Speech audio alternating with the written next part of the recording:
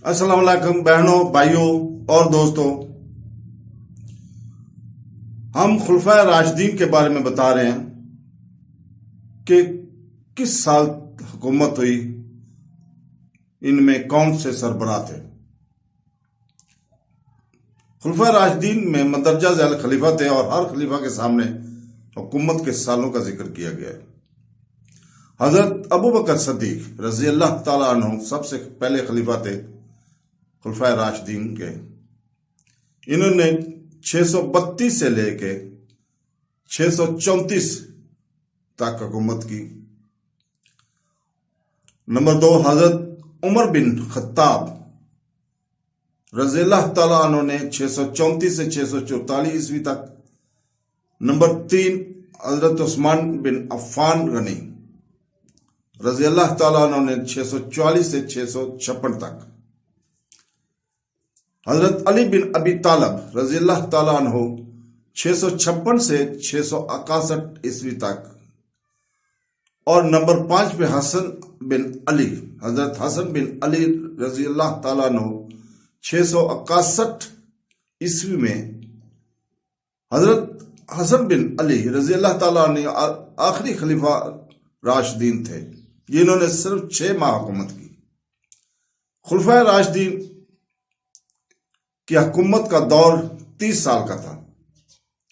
سنین ابو داؤد حدیث نمبر 4629 میں سنینا رضی اللہ تعالیٰ عنہ سے روایت ہے، رسول پاک صلی اللہ علیہ وسلم فرمایا، خلافت نبوت 30 سال رہے گی، پھر اللہ جس کو چاہے گا اپنی سلطنت دے گا۔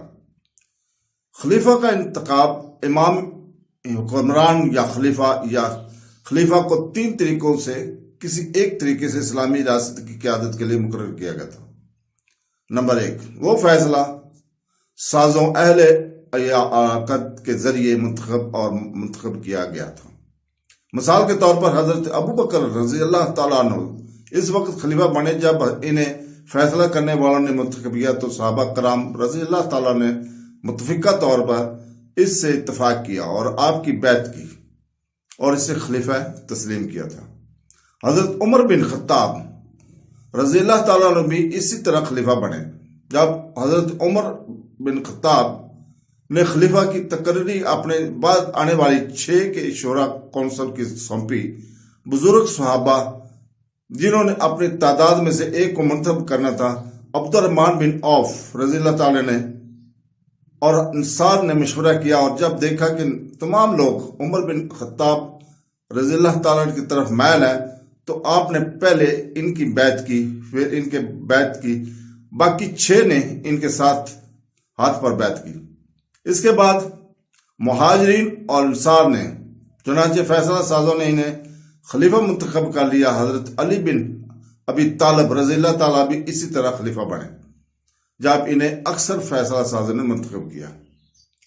نمبر 2، سابق خلیفہ کی طرف سے اس منصب پر تقرری، جب ایک خلیفہ کسی خاص شخص کو یہ عہدہ دے دیتا ہے جو اس کے مرنے کے بعد اس کے جانشین ہوگا۔ مثال کے طور پر عمر بن خطاب رضی اللہ تعالیٰ عنہ نے اس وقت خلیفہ ہوئے جب یہ عہدہ حضرت ابو بکر صدیق رضی اللہ تعالیٰ عنہ کے سپرد کیا تھا۔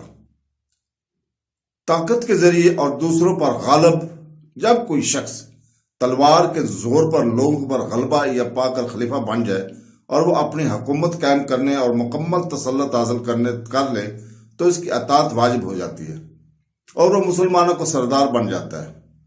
اس کی مثالوں میں کچھ اموی اور عباسی خلفاء اور ان کے بعد آنے والے لوگ شامل ہیں۔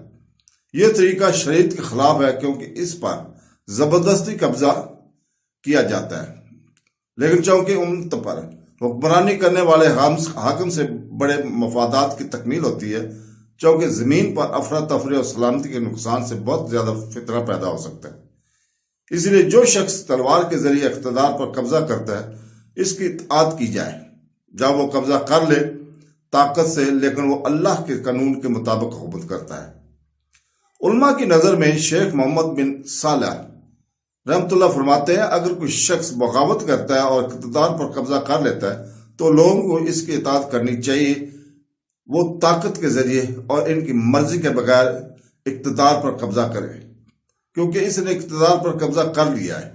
اس کی وجہ یہ ہے کہ اگر اس کی حکمرانی کا مقابلہ کیا گیا تو اس سے بہت زیادہ برائی پیدا ہو جائے گی، اور یہی کچھ اموی دور میں ہوا، جب ان میں سے بعض نے طاقت کے ذریعے اقتدار پر قبضہ کر لیا اور خلیفہ کا خطاب حاصل کر لیا، اور لوگ اللہ کے حکم کی تعمیل میں ان کی اطاعت کی شرح میں رہے۔